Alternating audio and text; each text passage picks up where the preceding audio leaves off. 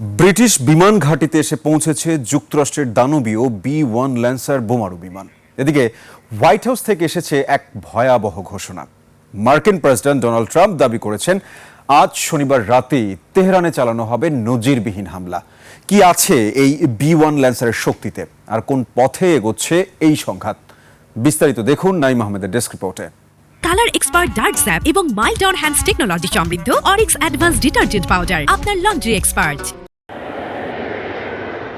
Royal air force ফেয়ারফোর্ট ঘাঁটিতে অবতরণ করেছে মার্কিন বিমান বাহিনীর অহংকার B-1 ল্যান্সার। এতদিন এই বিমানগুলো সরাসরি যুক্তরাষ্ট্র থেকে উড়ে গিয়ে ইরানে হামলা চালাচ্ছিল, যা ছিল দীর্ঘ এবং ব্যয়বহুল।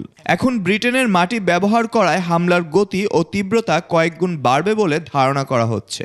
ব্রিটিশ প্রধানমন্ত্রী কিয়ার স্টারমার প্রতিরক্ষামূলক কারণে এই ঘাঁটি ব্যবহারের অনুমতি দেওয়ার পরপরই আটলান্টিক পাড়ি দিয়ে ইংল্যান্ডে এসে পৌঁছালো এই ধ্বংসাত্মক বিমান।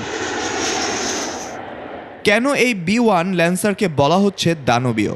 শব্দের চেয়েও দ্রুত গতিসম্পন্ন বিমানটি ঘন্টায় প্রায় 1450 কিলোমিটার বেগে ছুটতে পারে। এর বিশেষত্ব, এটি একসাথে প্রায় 34 টন বা 75,000 পাউন্ড ওজনের বোমা ও মিসাইল বহনে সক্ষম।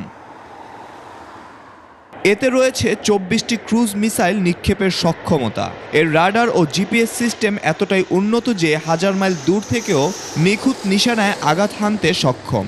এই মার্কিন বোমারু বিমান একই সাথে বাংকার ব্লাস্টার বহন করতে পারে। অস্ত্রের এই প্রস্তুতির মাঝেই আগুনে ঘি ঢেলেছে ডোনাল্ড ট্রাম্পের ঘোষণা। ট্রুথ সোশ্যালে এক বার্তায় তিনি দাবি করেছেন তেহরানকে চরম মূল্য দিতে হবে। মার্কিন প্রেসিডেন্টের হুঙ্কার, শনিবার রাতেই ইরানে বিশাল আকারের হামলা চালানো হবে। Go on like that for years or do something about it. Naim Ahmed, desk report, 21 television.